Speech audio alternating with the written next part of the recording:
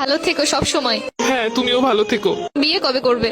জানি না আদৌ কপালে বিয়ে শাদী আছে কিনা। তোমার বউকে বলে দিও আমি যেই হাত ধরেছি ওই হাত যেন না ধরে। তোমার জামাইকেও বলে দিও আমি যে গালে কিস করছি ওই গালে যেন আর কিস না করে। আমরা যেই জায়গায় দুজন মিলে ঘুরছি তুমি তোমার বউকে নিয়ে ভুলেও সেই জায়গায় আর যাবা না। বউয়ের মন রাখতে মাঝে মাঝে যেতেও হতে পারে। তুই নেই মাত্র কইলে তুই আর বিয়ে করবি না। এটা তো তোমার কথায় কথায় বললাম। তোর স্বভাব আমি ভালো করে জানি। আমি তো তোর কথা উনানে লেগে কইতেছিলাম। ছেড়েই তো চলে যাচ্ছ, তাহলে আবার এইগুলো কেন বলতেছো? ঠিকই তো বলছো, আমি কেন এগুলো বলতেছি এখন? আমাকে ছেড়ে খুব ভালো থাকবে তাই না? ভালো তো থাকতাম, কিন্তু এই 2-3 বছরে তো হাজার হাজার টাকা খরচ হয়ে গেছে আমার। ঘুরতে গেলে গাড়ি ভাড়া তো আসি, ফুচকা খাওয়ানো, চটপটি খাওয়ানো, আইসক্রিম খাওয়ানো, এইগুলোর পিছনে 70 টাকা গেছে আমার। কষ্ট পেও না, যখন জামাই হবে টাকা পয়সা হলে তোমাকে সব শোধ করে দিব। তোমার কিন্তু মাঝে মধ্যে এমবিও বইটা দিতাম আমি। হ্যাঁ ঠিকই বলছো, আমি তোমার কাছ থেকে নিতে চাইছিলাম না, তুমি আমাকে জোর করিয়ে দিছিলা। তখন তো বুঝি না এগুলো সব লস হয়ে যাবে। আচ্ছা জামাই হলে ওটাও শোধ করে দিব, টেনশন করো না। ঠিক আছে, ওইগুলো শোধ করে দিলে আমার আর মনে কোনো কষ্ট নাই।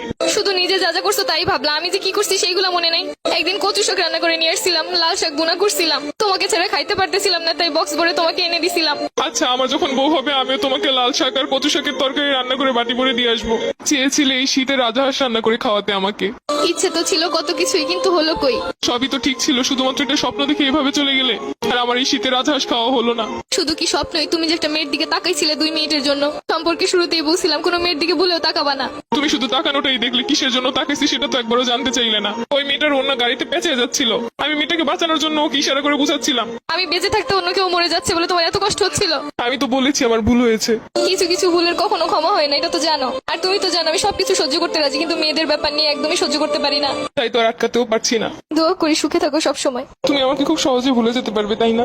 ঘৃণা মানুষকে সবকিছু করতে শিখায়। ভাবতেছি এতদিন যার সামনে তোমাকে বউ বলে পরিচয় দিচ্ছি, পরবর্তীতে কি হবে? তাদেরকে বলবে আমি মরে গেছি। জীবন তো কারোর জন্য থেমে থাকে না। আচ্ছা, কিছু মনে না করলে একটা কথা বলি। আমি যা আবেগের বসে তোমার একটা পায়েল কিনে দিছিলাম, ওই পায়েলটা কি ফেরত দেওয়া যাবে? জানোই তো আমার কাছে অত বেশি টাকা পয়সা নাই। নতুন কাউকে পটাইতে গেলে তো তখন লাগবো। কিন্তু ওই পায়েলটার তো 2-3 জায়গা থেকে খুইলা পড়ে গেছে। সমস্যা নেই, তুমি নিয়ে এসো, যা পইরে গেছে ওগুলো লাগাই নিবো। ওটার তো রঙও তেমন ভালো নাই। সমস্যা নেই, রং করে নিবো। আচ্ছা ঠিক আছে। আর শুনো, এই শীতে গোসল করো প্রতিদিন। আগে শীতে কত বলে বলে গোসল করাইছি। তোমার আর আমাকে নিয়ে এখন চিন্তা না করলেও চলবে। তোমার আর আমার পথ এখন আলাদা। তারপরও মনে তো কোথাও একটা রয়ে গেছো। এত সহজে তো চাইলেই ভুলতে পারবো না।